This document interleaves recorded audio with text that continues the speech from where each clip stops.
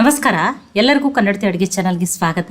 ಇವತ್ತು ಮಾಡ್ತಾ ಇರೋ ರೆಸಿಪಿಯನ್ನು ನೀವು ಬೆಳಗಿನ ತಿಂಡಿಗಾದರೂ ಮಾಡ್ಕೋಬೋದು, ಸಾಯಂಕಾಲ ಸ್ನ್ಯಾಕ್ಸಿಗಾದರೂ ಮಾಡ್ಕೋಬೋದು. ತುಂಬ ಸಿಂಪಲ್ ಅದ್ರಿ, ಅದರ ಟೇಸ್ಟ್ ಅಂತೂ ಅದ್ಭುತ. ಮನೆಯಲ್ಲಿರುವ ಬೇಸಿಕ್ ಸಾಮಗ್ರಿಗಳನ್ನ ಬಳಸಿ ಮಾಡ್ತಾ ಇದ್ದೀನಿ. ಅತಿ ಕಡಿಮೆ ಸಮಯದಲ್ಲಿ ಒಂದು 5 ನಿಮಿಷದಲ್ಲೇ ನೀವು ಇದನ್ನು ರೆಡಿ ಮಾಡ್ಕೋಬೋದು. ಹಂಗಿತ್ತಂದ್ರೆ ಇದನ್ನ ಹೆಂಗೆ ಮಾಡೋದು ಅಂತ ಹೇಳಿ ನೋಡ್ಕೊಂಬರೋಣ ಬರ್ರಿ.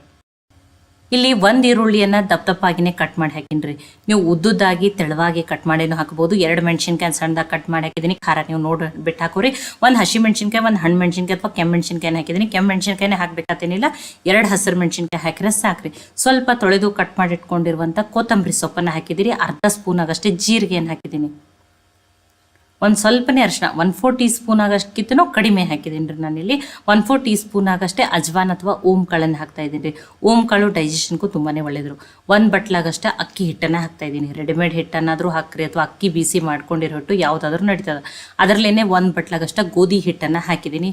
ಇಲ್ಲ ನೀವು ಇನ್ನೂ ಹೆಲ್ದಿ ಮಾಡ್ತೀನಿ ಅಂದ್ರೆ ನೀವು ಮಲ್ಟಿಗ್ರೇನ್ ಆಟ ಅನ್ನಾದರೂ ಹಾಕೋಬೋದು. ರುಚಿಗೆ ತಕ್ಕಷ್ಟು ಉಪ್ಪನ್ನು ಹಾಕ್ತಾ ಇದ್ದೀನಿ. ನೋಡಿ, ಇನ್ನೂ ಟೇಸ್ಟ್ ಜಾಸ್ತಿ ಆಗ್ತದೆ ಅಂತ ಹೇಳಿ 1 ಸ್ಪೂನ್ ಆಗಷ್ಟೇ ಕಡಲೆಬೇಳೆ ಹಿಟ್ಟನ್ನು ಹಾಕಿದ್ದೀನಿ. ಇಲ್ಲ ನಮ್ಮ ಕಡೆ ಕಡಲೆಬೇಳೆ ಹಿಟ್ಟು ಇಲ್ಲ ಅಂದರೂ ನೀವು ಗೋಧಿ ಹಿಟ್ಟು ಅಕ್ಕಿ ಹಿಟ್ಟನ್ನು ಎರಡನ್ನೇ ಹಾಕಿಬಿಟ್ಟು ಮಾಡ್ಕೋಬೋದು, ನಡೀತದೆ ನೋಡಿರಿ. ಈಗೆಲ್ಲನೂ ಮಿಕ್ಸ್ ಮಾಡ್ಕೋತೀನಿ ನೋಡಿರಿ. ಮಿಕ್ಸ್ ಮಾಡಿಬಿಟ್ಟು ಸ್ವಲ್ಪ ನೀರನ್ನು ಹಾಕಿಬಿಟ್ಟು ಹಿಟ್ಟನ್ನು ಕಲಿಸಿ ರೆಡಿ ಮಾಡ್ಕೋತೀನಿ. ನೋಡಿ, ಒಮ್ಮೆಲೆ ನೀರನ್ನು ಹಾಕಿಬಿಡ್ರಿ ಮತ್ತು ಯಾವುದೇ ರೀತಿ ಗಂಟು ಇರಲಾರ್ದಂಗೆ ನೀಟಾಗಿ ಮಿಕ್ಸ್ ಮಾಡ್ಕೊರಿ. ಇಲ್ಲಿ ನೀವು ಕ್ಯಾರೆಟನ್ನು ತುರಿದ್ಬಿಟ್ಟು ಅಥವಾ ಸಣ್ಣದಾಗಿ ಕಟ್ ಮಾಡಿಬಿಟ್ಟು ಹಾಕೋಬೋದು. ನೋಡಿರಿ, ನಡೀತದೆ. ಅದನ್ನು ಅಥವಾ ಟೊಮ್ಯಾಟೊನೂ ಹಾಕೋಬೋದು. ನಿಮಗೆ ಆ ವೆಜಿಟೇಬಲ್ಸ್ ಇಷ್ಟ ಅಂದರೆ ಅದನ್ನು ಹಾಕಿರಿ. ಈ ಈರುಳ್ಳಿ, ಹಸಿಮೆಣಸಿನ್ಕಾಯಿ, ಕೊತ್ತಂಬರಿ ಸೊಪ್ಪಂತೂ ಎಲ್ಲರ ಮನೆಯಾಗ ಇದ್ದೇ ಇರ್ತದೆ. ತುಂಬ ಸಿಂಪಲ್ಲಾಗಿ ಕಡಿಮೆ ಸಾಮಗ್ರಿಗಳನ್ನ ಬಳಸಿ ಮಾಡ್ತಾಯಿದ್ದೀನಿ. ನೋಡಿ, ಎಲ್ಲನೂ ನೀಟಾಗಿ ಮಿಕ್ಸ್ ಮಾಡ್ಕೊಂಡಿದ್ದೀನಿ. ಈ ರೀತಿ ಇರ್ಬೇಕು ನೋಡಿರಿ. ತುಂಬ ತೆಳುವೂ ಇರಬಾರ್ದು, ತುಂಬ ಗಟ್ಟಿನೂ ಇರಬಾರ್ದು. ಇದಕ್ಕೆ 4 ಟೀ ಸ್ಪೂನ್ಗಿಂತ ಕಡಿಮೆನೇ ಚೆನ್ನಾಗಿ ಒಳಗಡೆಯಿಂದ ಹಿಟ್ಟು ಉಮ್ಗೋಯಿಲ್ ಅಂತ ಹೇಳಿ ಬೇಕಿಂಗ್ ಸೋಡಾನ ಹಾಕಿದ್ದೀನಿ ನೋಡಿರಿ. ಅದನ್ನು ಹಾಕಿಬಿಟ್ಟು ನೀಟಾಗಿ ಮಿಕ್ಸ್ ಮಾಡ್ಕೊಂಡಿದ್ದೀನಿ. ಇದನ್ನು ನಾನು ಶಾಲೋ ಫ್ರೈ ಮಾಡಾಕಿದ್ದೀನಿ. ಇಲ್ಲ ನಮಗೆ ಎಣ್ಣೆ ಬೇಡ ಅಂದ್ರೆ ನೀವು 1-2 ಸ್ಪೂನ್ ಆಗಷ್ಟೇ ಎಣ್ಣೆಯನ್ನು ಹಾಕಿಬಿಟ್ಟು ಸ್ವಲ್ಪ ಬೇಯಿಸ್ಬಿಟ್ಟು ತೊಗೋಬೋದು. ಇಲ್ಲ ಎಣ್ಣೆ ನಡೀತದಂದ್ರೆ ಡೀಪ್ ಫ್ರೈ ಮಾಡಿಬಿಟ್ಟು ತೊಗೋಬೋದು. ಇಲ್ಲಿ 6 ಸ್ಪೂನ್ ಆಗಷ್ಟೇ ಎಣ್ಣೆಯನ್ನು ಹಾಕಿದ್ದೆ. ನಾನು ಇದನ್ನು ಹೈ ಫ್ಲೇಮ್ದಲ್ಲಿಟ್ಟೇ ಶಾಲೋ ಫ್ರೈ ಮಾಡಿಬಿಟ್ಟು ತೊಗೋತೀನಿ ನೋಡಿರಿ. ನೋಡಿ, ಸ್ವಲ್ಪ ದೂರ ಹಾಕ್ರಿ, ಅಂದ್ರೆ ನಿಮಗೆ ತಿರುವು ಹಾಕಕ್ಕೆ ಮತ್ತು ಇದನ್ನಾಗ್ತದೆ, ಒಂದಕ್ಕೊಂದು ಅಂಟ್ಕೊಂಡ್ಬಿಡ್ತಾವೆ ಅವನ್ನ.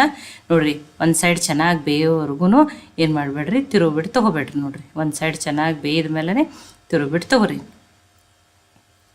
ನೋಡಿ, ಅಕ್ಕಿ ಹಿಟ್ಟು ಹಾಕಿರೋದ್ರಿಂದ ಮತ್ತು ಎಣ್ಣೆನೂ ಹಿಡಿಯಲ್ರಿ ಅವು. ನೋಡಿ, ಮತ್ತು ತುಂಬ ಕ್ರಿಸ್ಪಿಯಾಗಿನೂ ಬರ್ತಾವೆ. ಅಕ್ಕಿ ಹಿಟ್ಟಿನಿಂದ ಹೊರಗಡೆಯಿಂದ ಕ್ರಿಸ್ಪಿ, ಗೋಧಿ ಹಿಟ್ಟು ಹಾಕಿದ್ರಿಂದ ಒಳಗಡೆಯಿಂದ ಏನಾಗಿರ್ತಾವೆ, ಸಾಫ್ಟ್ ಆಗಿರ್ತಾವೆ. ಎಣ್ಣೆನೂ ಹೀರ್ಕೊಳ್ಳಲ್ರಿ ಇದು. ನೋಡಿರಿ, 2 ಸೈಡ್ ಏನಾಗ್ಯಾವ ನಾನು ಶಾಲೋ ಫ್ರೈ ಮಾಡಿಬಿಟ್ಟು ತೊಗೊಂಡಿನಿ. ನೋಡಿರಿ, ಕಲರ್ನು ನೋಡಿ ತುಂಬಾ ಚೆನ್ನಾಗಿ ಬಂದದ. ನೋಡಿರಿ, ತುಂಬ ಡ್ರೈ ಅದಾವೆ, ಎಣ್ಣೆ ಹಿಡ್ದಿಲ್ಲ. ಒಂದು ಸ್ವಲ್ಪ ಹೊತ್ತು ಆರ್ಲಿರಿ, ನಾನು ನಿಮಗೆ ಕಟ್ ಮಾಡಿಬಿಟ್ಟು ತೋರಿಸ್ತೀನಿ. ನೋಡಿರಿ, ಒಂಚೂರು ಎಣ್ಣೆ ಹಿಡ್ದಿರಲ್ಲ. ನೋಡಿ, ಎಲ್ಲನೂ ರೆಡಿ ಮಾಡ್ಕೊಂಡಿದ್ದೀನಿ. ನೋಡಿ, ಸಮೀಪದಿಂದನೂ ತೋರ್ಸತ್ತೀನಿ. ನೋಡಿರಿ, ಎಷ್ಟು ಚೆನ್ನಾಗಿ ಬಂದಾವೆ. ಇವನು ಬಿಸಿ ಬಿಸಿ ಹೀಗೇ ತಿನ್ಬೋದು, ಯಾವುದೇ ರೀತಿ ಚಟ್ನಿ ಏನೂ ಬೇಡ. ಇಲ್ಲ ಅಂದ್ರೆ ನೀವು ಕಾಯಿ ಚಟ್ನಿ, ಈರುಳ್ಳಿ, ಟೊಮೆಟೊ ಚಟ್ನಿ ಜೊತೆನೂ ಸರ್ವ್ ಮಾಡ್ಬೋದು. ನೋಡಿ, ಇದ್ರ ಕ್ರಿಸ್ಪಿನೆಸ್ಸನ್ನು ತೋರಿಸ್ತೀನಿ ನೋಡಿರಿ ನಿಮಗೆ. ಎಣ್ಣೆ ಅಂತೂ ಒಂಚೂರೂ ಹಿಡ್ಕೊಂಡಿಲ್ಲ. ಹೈ ಫ್ಲೇಮ್ದಲ್ಲಿಟ್ಟೇ ಶಾಲೋ ಫ್ರೈ, ಡೀಪ್ ಫ್ರೈ ಮಾಡಿಬಿಟ್ಟು ತೊಗೋರಿ. ಇಲ್ಲ ಅಂದರೆ ನೀವು ಸ್ವಲ್ಪನೇ ಎಣ್ಣೆ ಹಾಕಿಬಿಟ್ಟು ಬೇಯಿಸ್ಬಿಟ್ಟು ತೊಗೋಬೋದು. ನೋಡಿ, ಸೌಂಡ್ದಿಂದನೇ ಗೊತ್ತಾಗತೈತಿ ನಿಮಗೆ ಎಷ್ಟು ಕ್ರಿಸ್ಪಿ ಆಗ್ಯಾವ ಅಂತ ಹೇಳಿ. ನೋಡಿ, ನಾನು ನಿಮಗೆ ಕಟ್ ಮಾಡಿಬಿಟ್ಟು ತೋರಿಸ್ತೀನಿ. ಎಲ್ಲನೂ ಇಷ್ಟು ಚೆನ್ನಾಗಿನೇ ಬಂದವ್ರಿ. ಅದಕ್ಕೆ ನೀವು ಒಂದು ಚಿಟಿಕೆನೇ ಸೋಡಾ, 1/4 ಟೀ ಸ್ಪೂನ್ ಅಂದರೆ ಒಳಗಡೆಯಿಂದ ಹಿಟ್ಟು ಹಸಿ ಅನ್ನಿಸ್ಬಾರ್ದ್ರಿ, ಚೆನ್ನಾಗಿ ಉಮ್ಗೊಯ್ದಿರ್ತದೆ ನೋಡಿರಿ. ನೋಡಿ, ನಿಮಗೆ ಮುರಿದು ಬಿಟ್ಟು ತೋರಿಸಿನಿ. ಗೋಧಿ ಹಿಟ್ಟು, ಅಕ್ಕಿ ಹಿಟ್ಟನ್ನು ಎರಡನ್ನೇ ಬಳಸ್ಬಿಟ್ಟು ಮಾಡ್ಕೋಬೋದು. ತುಂಬ ಟೇಸ್ಟಿಯಾಗಿರ್ತಾವ್ರಿ. ತುಂಬ ಸಿಂಪಲ್, ಅದು ಖರೆ ಟೇಸ್ಟ್ ಅಂತೂ ಅದ್ಭುತ. ನೀವು ಇದನ್ನು ಏನೂ ಬೇಡ ಅಂದ್ರೆ ಬಿಸಿ ಬಿಸಿ ಮೆಣಸಿನ್ಕಾಯಿ ಜೊತೆ ಬಾಡಿಸ್ಕೊಂಡ್ಬಿಟ್ಟು ಹಾಗೆ ಬೆಳಗಿನ ತಿಂಡಿಗಾದರೂ ಮಾಡ್ಕೋಬೋದು, ಸಾಯಂಕಾಲ ಸ್ನ್ಯಾಕ್ಸಿಗಾದರೂ ಮಾಡ್ಕೋಬೋದು. ಇಲ್ಲ ಯಾವುದೂ ಮಾಡೋಕ್ಕೆ ಬೇಜಾರಾಗೈತೆ, ನೀವು ಇದನ್ನು ಸಾಸ್ ಜೊತೆನೂ ಸರ್ವ್ ಮಾಡ್ಬೋದು, ಗ್ರೀನ್ ಚಟ್ನಿ ಜೊತೆನೂ ಸರ್ವ್ ಮಾಡ್ಬೋದು, ಕಾಯಿ ಚಟ್ನಿ, ಈರುಳ್ಳಿ ಟೊಮೆಟೊ ಚಟ್ನಿ, ಇಲ್ಲಾಂದ್ರೆ ಶೇಂಗಾ ಚಟ್ನಿ ಪುಡಿ ಜೊತೆನೂ ಸರ್ವ್ ಮಾಡ್ಬೋದು. ನೋಡಿ, ಎರಡನ್ನೂ ಮುರಿದ್ಬಿಟ್ಟು ತೋರಿಸಿದ್ದೀನಿ. ನೋಡಿ, ಒಳಗಡೆಯಿಂದನೂ ಹಿಟ್ಟನ್ನು ಎಷ್ಟು ಚೆನ್ನಾಗಿ ಉಮ್ಗೊಯ್ದೈತೆ ನೋಡಿರಿ. ಇದಕ್ಕೆ ಏನು ಹೆಸರು ಇಡೋದು ಅಂತ ಹೇಳಿನೂ ನೀವು ನನಗೆ ಕಮೆಂಟ್ ಮಾಡಿ ತಿಳಿಸ್ರಿ. ನಾನಂತೂ ಗೋಧಿ ಹಿಟ್ಟಿನಿಂದ ಮಾಡಿರುವ ಪ್ಯಾನ್ ಕೇಕ್ ಅಂತ ಹೆಸರಿಟ್ಟೀನಿ ನೋಡಿರಿ. ತುಂಬ ಟೇಸ್ಟಿನೂ ಅದ, ಹೆಲ್ದಿನೂ ಅದ. ಇಲ್ಲ ನಾನು ಎಣ್ಣೆ ನಡೀತದೆ ಅಂತ ಹೇಳಿ ಶಾಲೋ ಫ್ರೈ ಮಾಡಿ, ನಮ್ಗೆ ಎಣ್ಣೆನೇ ಬೇಡ ಅಂದ್ರೆ ಸ್ವಲ್ಪ ಎಣ್ಣೆಯನ್ನು ಹಾಕಿಬಿಟ್ಟು ಈ ರೀತಿ ಚಿಕ್ಕ ಹಾಕಿಬಿಟ್ಟೇ ಕಡಿಮೆ ಎಣ್ಣೆಯಲ್ಲೇ ನೀವು ಬೇಯಿಸಿಬಿಟ್ಟು ತಿನ್ಬೋದು ನೋಡಿರಿ.